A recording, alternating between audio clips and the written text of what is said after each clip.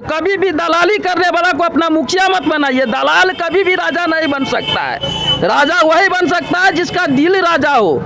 Corrupt कभी भी जो है राजा नहीं बन सकता है। मेरे समझ से मुखिया का कुर्सी एक राजा का कुर्सी है, जो पूरे पंचायत का जो है मालिक बनने जा रहे हैं। आप क्या एक गलत व्यक्ति को मुखिया बनाएंगे? नमस्कार, आप देखना शुरू कर चुके हैं द लाइव इंडिया और मैं हूं मोहम्मद मुर्तज़ा। रूबरू के प्रोग्राम के तहत आज हमारा सफ़र आ पहुंचा है मधुबनी ज़िला के बिस्फी प्रखंड अंतर्गत ग्राम पंचायत राज सादुल्लापुर। और सादुल्लापुर से मुखिया प्रत्याशी हैं श्री सुरेंद्र कुमार पासवान जी, जो पूर्व सरपंच भी रह चुके हैं और 1 से 2 बार ये अपनी सियासी दंगल में किस्मत आजमा चुके हैं और इस वर्ष भी पंचायती राज में किस्मत आजमाने उतरे हैं। आइए इनसे कुछ खट्टी मीठी यादें ताज़ा करते हैं और इनकी क्या रणनीति है, क्या रोड मैप है और किन मुद्दों को लेकर ये लड़ाई लड़ रहे हैं। आइए इनसे बात करते हैं। द लाइव इंडिया परिवार में आपका बहुत बहुत स्वागत है। आपको भी धन्यवाद कि आप मेरे यहाँ आए, इस चलते आपको धन्यवाद। ठीक है। पूर्व में सरपंच भी रह चुके हैं 11 से 16 तक।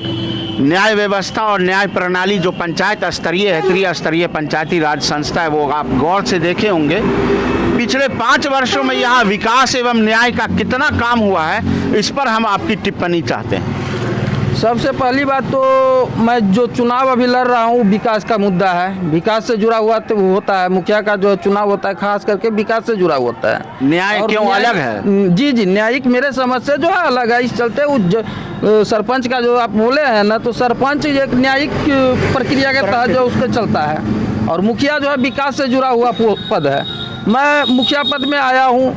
मैं चाहता हूँ कि जनता मुझे समझे। मैंने जनता के बीच 5 साल सरपंच के रूप में रहा हूं और हमसे जहां तक बन सका लोगों को भलाई के लिए, लोगों को कोर्ट कचहरी से भी मुक्ति हम दिलाए, कोर्ट नहीं जाने दिए, थाना पुलिस से भी काफ़ी बचाए और अपने स्तर से जहां तक हो सका मैंने उसको जो आपसी समझौता के तहत जो है उसका जो है मामला को जो है रफा दफा कर दिया। इस सब पर मुझे विश्वास है जनता पर कि जनता अगर चाह दिया कि नहीं हमारे सरपंच साहब अगर अच्छे लोग थे तो चलो मुखिया में आए हैं, कहीं जो है अच्छे काम करेंगे। मुझे विश्वास है, इस चलते मैं मुखिया का चुनाव लड़ रहा हूं और जनता से मैं निवेदन करता हूं कि आप लोग जो है मुझे समझिए। आप लोग खुद गवाह हैं कि आपके बीच मैंने 5 साल रहा। मुझे नहीं लग रहा है कि किन्हीं आदमी को हमसे जो है किसी प्रकार का शिकवा शिकायत है, क्योंकि मुझे विश्वास है मैंने किन्हीं के साथ भ्रष्टाचार में संलिप्त नहीं हुआ। 5 सालों में ऐसा कोई काम जो अधूरा रहा हो और जो यहाँ के पब्लिक और यहाँ की जनता खुश नहीं हो यहाँ के जनप्रतिनिधि के द्वारा?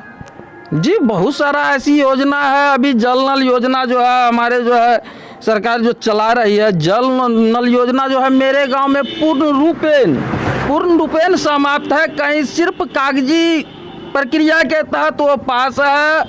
2 नंबर 3 नंबर ईंटा और मटेरियल का कमी करके इस नाला सब तैयार किया गया। वो भी नाला जो तैयार किया वो भी आज जल जमाव की स्थिति में जाम है। लोगों के पास जो है बहुत सारी समस्या उत्पन्न हो रहा है। वो गंदगी के कारण लोग बीमार पड़ रहे हैं। यही सब तो मुद्दा है मेरा। मैं चाहता हूं कि अगर मैं बनूं तो ये सारी समस्या का समाधान मैं करूं।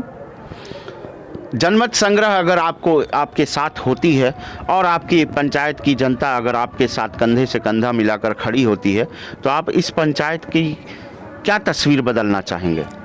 सबसे पहले तो इस पंचायत के लिए जब से लॉकडाउन लगा है तब से मैं देख रहा हूँ सारा स्कूल कॉलेज सारे ये सब बंद हैं।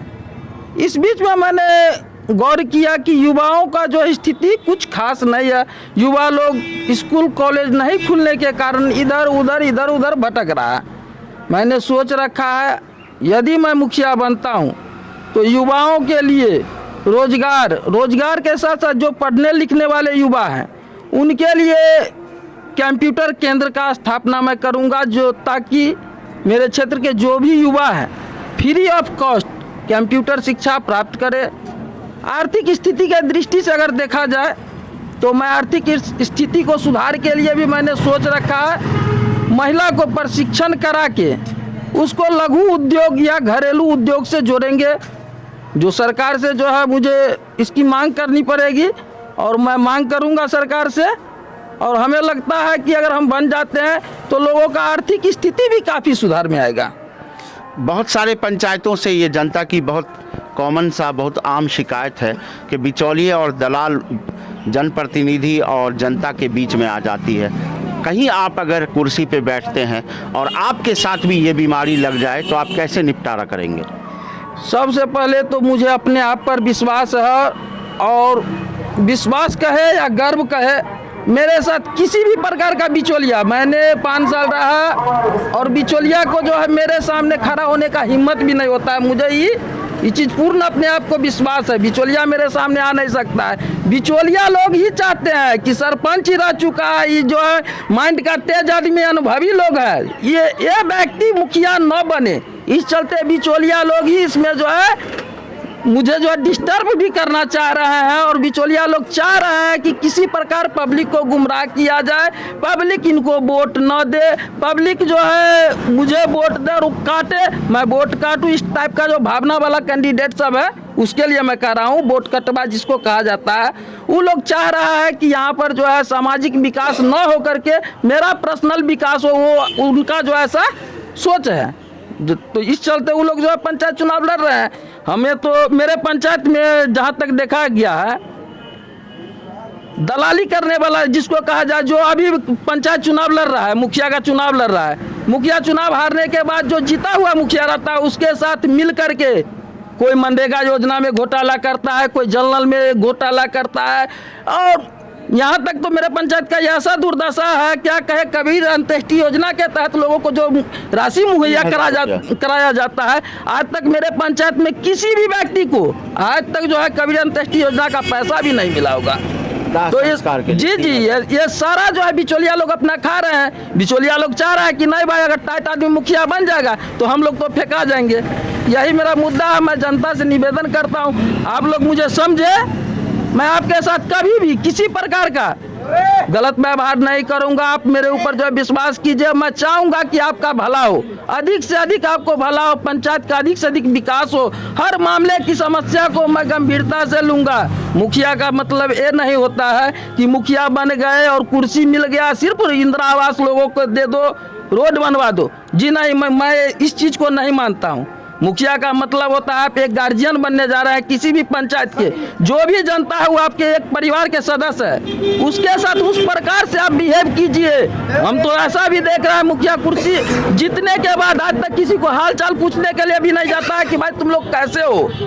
लेकिन मैं ऐसा भावना रखता हूँ कि अगर मैं बनता हूँ तब प्रत्येक घर को अपने परिवार के समान समझूंगा। जहाँ तक वो अगर लाचार होता है, बीमार होता है, उस कंडीशन में मैं उनको जो है डायरेक्ट अपने आप को मैं क्षमता रखता हूँ कि उसको हॉस्पिटलाइज मैं कर सकता हूँ अपने बदौलत। नैतिकता है मेरे पास में। अगर नैतिकता नहीं रहता तो मैं अपने समाज में, आज मुझे याद आ रहा है कि एक लड़का है मेरे यहाँ ब्लड कैंसर का पेशेंट, वो लड़का जो है मेरे ऑफिस पर आया और वो जो देखे उसको जो है रो रहा था मेरे पास में। मैंने उससे पूछ दिया कि भाई तुमको क्या समस्या है। वो लड़का मुझे बोला, भैया मैं बीमार तो हूँ, यहाँ तक दवा को तो छोड़िए, मुझे भोजन पर भी आफत है। मैंने वो लड़का को जो है देखा, मैंने सोचा कि हे भगवान, क्या होता है इस दुनिया में, जो है कोई किसी को देखने वाला नहीं है। फिर मैंने वो लड़का के बारे में जो है सोचा, गंभीरता पूर्वक सोचा। उसको मैंने समाज से चंदा इकट्ठा किया, चंदा इकट्ठा करके आज भी वो लड़का मेरे पास जो है जिंदा है। और इसको मैं देखता हूँ तो काफ़ी खुशी होता है मुझे कि समाज सेवा अगर कोई करता है, और समाज सेवा किसी का नाम है तो इस चीज़ का नाम है जो आप किसी को भलाई कीजिए, किसी को मदद कीजिए। समाज सेवा इस चीज़ का है। ऐसा न कि समाज सेवा के नाम पर आप पब्लिक को लूटे, पब्लिक को गुमराह करे। तो यही सब मैं कहूँगा कि लोग मुझे पहचाने, मुझे साथ दे। अगर हमारे चैनल के माध्यम से आप आखिरी में चलते चलते क्या मैसेज कहना चाहते हैं? 12 तारीख को मतदान है और 14 या 15 को इसका परिणाम आना है। सबकी किस्मत ईवीएम मशीन में कैद हो जाएगी, जितने भी प्रत्याशी हैं 12 तारीख को, 12 दिसंबर को। तो आखिरी में क्या मैसेज आप कहना चाहते हैं अपने मतदाता बंधुओं से? मतदाता बंधुओं से मैं निवेदन आग्रह करता हूं कि आप लोग सच्चाई के साथ आवे, गलत व्यक्ति को आप लोग वोट न दे। अगर गलत व्यक्ति वोट करते हैं गलत व्यक्ति को, तो उसका भी भुगतान आप ही होंगे, जनता ही होंगे। कारण अगर शिक्षित को अगर आप लोग नहीं चुनेंगे, अनपढ़ व्यक्ति अगर कुर्सी पर आता है, उसका परिणाम क्या होगा? तो वो जो आपको संपूर्ण विकास तो नहीं दे सकता है, यहाँ तक कि आपको मान सम्मान भी पूर्ण रूप से नहीं मिल सकता है। जैसा कि आपको चलते आ रहा है, विगत कई वर्षों से मैं देख रहा हूं कि मुखिया अपना जीतता है, उसके बाद वो अपने कुर्सी से सिर्फ मतलब रखता है, जनता से मतलब नहीं रखता है। इस चलते आप लोग से निवेदन है, मेरा बाल्टीन छाप है, आप लोग जो है मदद कीजिए। बाल्टीन छाप जो कर्म संख्या 14 पर है, सबसे नीचे है। मैं आपको कहूँगा, पूर्ण विश्वास दिलाता हूँ कि आप लोग को कभी मैं उदास नहीं होने दूंगा। मेरा नाम गोविंद कामती है। कितना नंबर वार्ड में घर है? 13 में। आपको क्या बीमारी था? एप्लास्टिएमिनिया। शरीर में कोई भी रक्त नहीं बनता है, ना प्लाज्मा, ना प्लेटेट, ना रेड ब्लड सेल्स, कोई नहीं। हर महीने हमको तीन पैकेट ब्लड चढ़ाना पड़ता है। नहीं ब्लड चढ़ाएगा तो मेरी मौत हो जाएगा। भैया बोला है जो मत हार, हौसला बहुत बड़ा है, जो विश्वास रख, हम लोग ठीक होंगे, हम लोग कामयाबी होंगे। हाँ, तो अभी मैंने जीवन रक्षक टीम लोग है, मेरे जीवन का 24 घंटे मेरे को जीवन का सुरक्षा करते हैं। जब भी चाहिए, रात 2 बजे 1 बजे जब भी चाहिए रक्त, भाई लोग को फ़ोन करता है, भाई लोग आके मेरे ब्लड दे के, अभी लोग वो लोग जिंदे हैं, जिंदा करके रखे अभी तक। सब जीवन रक्षक का धन्यवाद करते हूँ सभी भाइयों को, रक्तवीर को। मैं यही कहना चाहता हूँ, कैसे भी करके मैं अपना ज़िंदगी जी सके, ठीक हो सकूँ। तो क्या कहना चाहते हैं कैंडिडेट के बारे में, जो नरेश सुरेंद्र जी हैं, इनके बारे में आप क्या कहेंगे? जो गलत सोचता हो गलत ना सोचे, सही रास्ता पे आकर सही वोट दे। क्या है सर, मैंने इस लड़का के लिए चंदा मांगा, आज तक वो व्यक्ति जो है मुझे चंदा नहीं दे पाए। वो कौन चीज़ का मुखिया, चाहे कोई भी मुखिया हो, जिसको जनता के प्रति इतना भी स्नेह नहीं था कि मैंने चंदा इसके लिए। इस पंचायत आयुष्मान भारत योजना की जहाँ तक सवाल है, तो आयुष्मान भारत योजना इसके पास में उसका कार्ड नहीं है। पूरे पंचायत की बात कीजिए। आयुष्मान भारत का किसी प्रकार का कोई फायदा नहीं लोग उठा रहे हैं, किसी प्रकार का कोई फायदा नहीं मिल रहा है पब्लिक को। एकदम 100% मैं ये दावे के साथ कर सकता हूँ।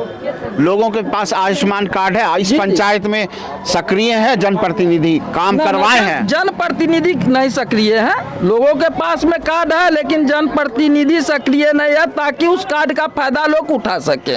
तो पिछले 5 वर्षों में जब आप थे, तो आपने क्या कदम उठाया पंचायत के लिए या पंचायत के जनताओं के लिए विभिन्न योजनाओं में? सबसे पहली बात है, तो जिस पद पे हम थे उसमें किसी प्रकार की योजना नहीं है सर। मैं आपको बता दूं, सरपंच एक न्यायिक प्रक्रिया के तहत एक कुर्सी है जो पावर दिया जाता है, न्याय से जुड़ा पद है, न्याय से जुड़ा पद है। इस चलते उसमें विकास का तो किसी प्रकार कोई बातें नहीं है।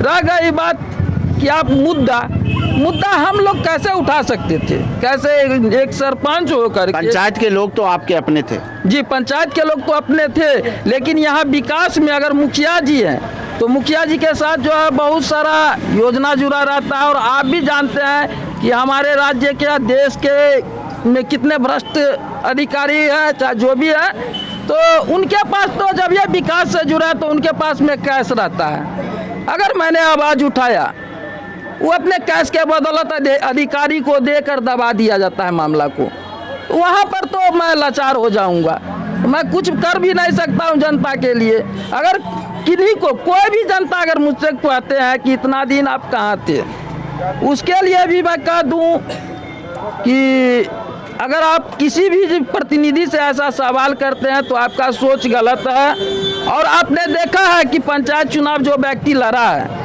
और लड़ने के दरमियान हार गया, वो जो है जीते हुए मुखिया के साथ जाके अपना दलाली करते हैं। क्या ऐसे प्रतिनिधि आपको चाहिए? नहीं चाहिए, यह गलत है। आप लोग अगर अपनी भलाई को चाहते हैं तो कभी भी दलाली करने वाला को अपना मुखिया मत बनाइए। दलाल कभी भी राजा नहीं बन सकता है। राजा वही बन सकता है जिसका दिल राजा हो। करप्ट कभी भी जो है राजा नहीं बन सकता है। मेरे समझ से मुखिया का कुर्सी एक राजा का कुर्सी है, जो पूरे पंचायत का जो है मालिक बनने जा रहे हैं। आप क्या एक गलत व्यक्ति को मुखिया बनाएंगे? नहीं बना सकते हैं। इस चलते आप लोग से मैं निवेदन करता हूं, गलत व्यक्ति को तो इस पोस्ट पर आप लोग आने ही मत दीजिए।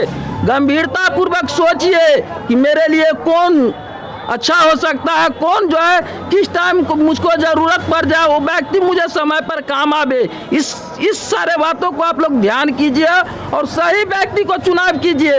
मैं आप लोग से जुड़ना चाहता हूँ, आपके भावना को मैं समझूंगा। आपको अगर मेरा जरूरी किसी भी टाइम पर है, किन्हीं भी आदमी को, मैं ऑलरेडी तैयार रहूंगा, हमेशा रहा हूँ। जनता सेवा में मुझे रुचि है। अगर रुचि नहीं रहता तो आज मैं लड़का को जिंदा करके नहीं रख सकता था, लेकिन ये लड़का अगर मेरे सामने रहता तो मैं काफ़ी खुश रहता हूँ कि नहीं, पद अपने जगह है, लेकिन मानव सेवा एक अपना धर्म है। मैं मानव सेवा से बड़ा कोई धर्म नहीं जानता हूँ। बस यही कह के मैं अपने जनता से निवेदन करूँगा कि आप लोग मुझे पहचाने। आपको भी हो सकता है समस्या, कभी भी समस्या हो सकता है, आप मेरे दरवाजे पे आएंगे, मेरे घर पे आएंगे, आदर पूर्वक सम्मान पूर्वक आपका जो भी वर्क होगा, जो भी काम होगा, मैं उसको जो है पूरी निष्ठा से, गंभीरता से, जल्दीबाजी में पूरा करूंगा। किसी भी गरीब को, लोग कहता है इंदिरा आवास, मुखिया लोग कहते हैं इंदिरा आवास मिलेगा तब ना आपको देंगे, आपका नंबर आएगा तब ना देंगे, लेकिन मैं वैसा मुखिया बनूंगा अगर मैंने चाह दिया कि नहीं ये व्यक्ति को घर की आवश्यकता है, चाहे जो भी फंड हो, मैं अपने पॉकेट से हो चाहे अन्य फंड से हो, मैं उसका घर निर्माण कराऊंगा। जिस रोज उसका इंदिरा आवास आएगा उनके ऊपर छोड़ दिया जाएगा कि आप जो है मुझे पैसा दे दीजिए, ताकि जो है आपका जो पहले मैंने एडवांस में बना दिया वो पैसा जिस फंड का है उस फंड में जो है लगा लीजिए। मैं ऐसा भी सोच रखता हूँ कि लोगों को अगर मैं बनता हूँ तो सबसे पहले घर का समस्या खत्म, रोड नाली जो भी समस्या है सारा को गंभीरता से करेंगे, बच्चों के ऊपर विचार करेंगे, युवा के लिए सोचेंगे, महिलाओं को उद्योग से जोड़ेंगे, बहुत सारी योजना है मेरे समझ में।